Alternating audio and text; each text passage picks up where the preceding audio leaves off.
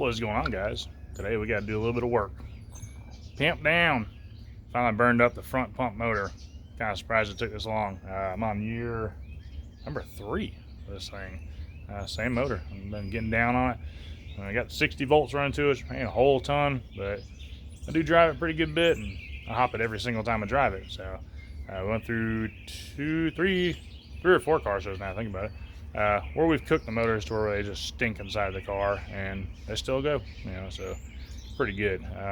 But it finally laid down on me. I went to drive it up the other day. I was gonna park it here, get ready for work. I was gonna drive to work that night.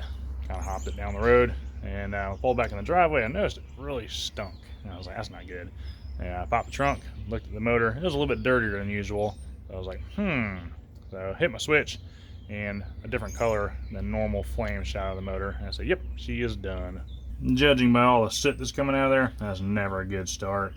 So how did I determine that I have a bad front motor, other than the smell and the soot?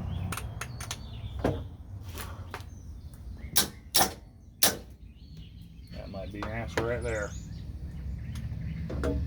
She's dead. It was a little bit less dramatic than last time. Last time it was pretty rough. Guess I had some time to chill out. Anyways, we're gonna swap it out. I got a new one.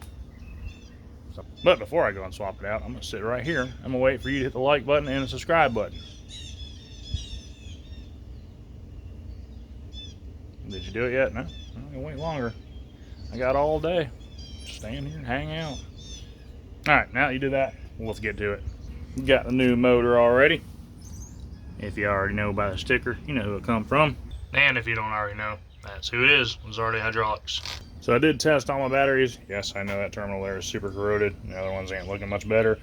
But they are good. They're all fully charged. So I wanted to definitely check that before putting the motor on it. Even though I already kind of knew. But definitely one thing to check. Check all air wiring. Gonna have to clean that up. That's pretty bad. So if you've never changed a motor out before, it is super easy. First, make sure your ground is disconnected. You don't want no voltage going through none of the lines. And your motor may not have 2 posts. Probably chances are it won't unless you have a built motor. This one's a ground, this one's a positive, just to ensure that all the power goes through the motor like it's supposed to. There's no grounding issues. I had that motor built by Andreas. He does a little bit of trick work on it. It seemed to last pretty good, so definitely worth the money. Really, in all honesty, the little bit extra he charged to trick them out is totally worth it in my mind. I couldn't have done it for the same price. So money well spent, that's for sure. Alright, we got our ground disconnected. Go ahead and unhook this one first, I suppose. It doesn't really matter what order.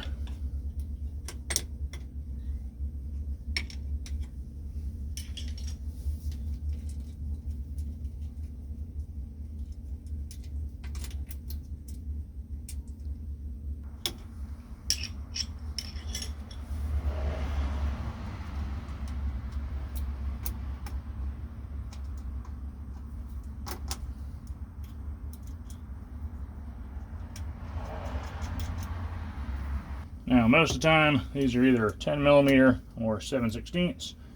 This one here is 10mm. Be gentle with them because they are easy to break.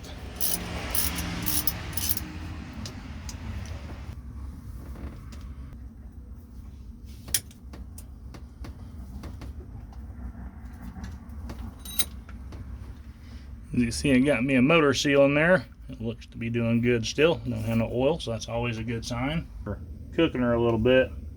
There's your problem right there. Might see if we can get some brushes and throw in it.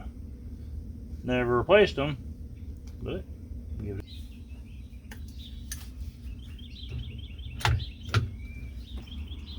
Three hours later.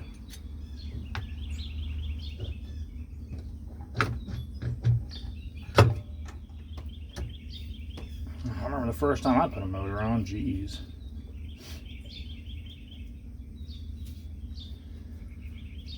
And if you're looking at the screen, you're wondering why I didn't break this motor in, because it's already broke in. Andreas breaks these in before he sends them out. So it's ready to put in. Now he doesn't do that on all the motors. So if you get just a regular old street motor or comp motor, you will need to break it in. And if you don't have anywhere to break it in, what I usually do, I'll take the key out, I'll just bolt the motor up, just let it free spin, just work your way up on your voltage, and that'll break it in.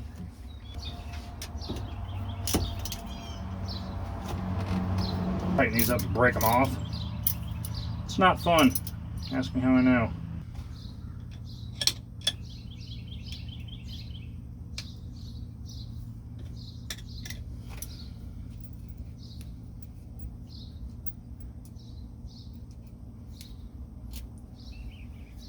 Now, if you do have a tricked out motor or a double post motor, make sure you hook the right cable to the right post.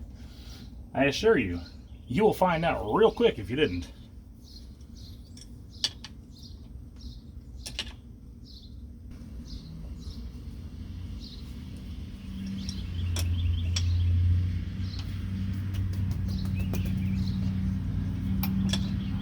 See if I can break this stud off, but that would suck. Probably get 2 wrenches. About to live dangerously. Danger is my full name.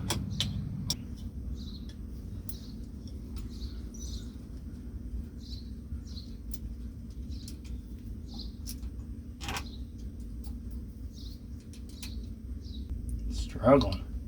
There we go.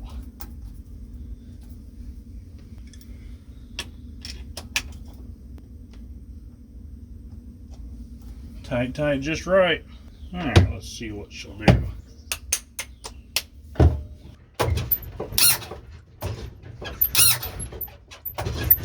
Car's super crooked, but she works.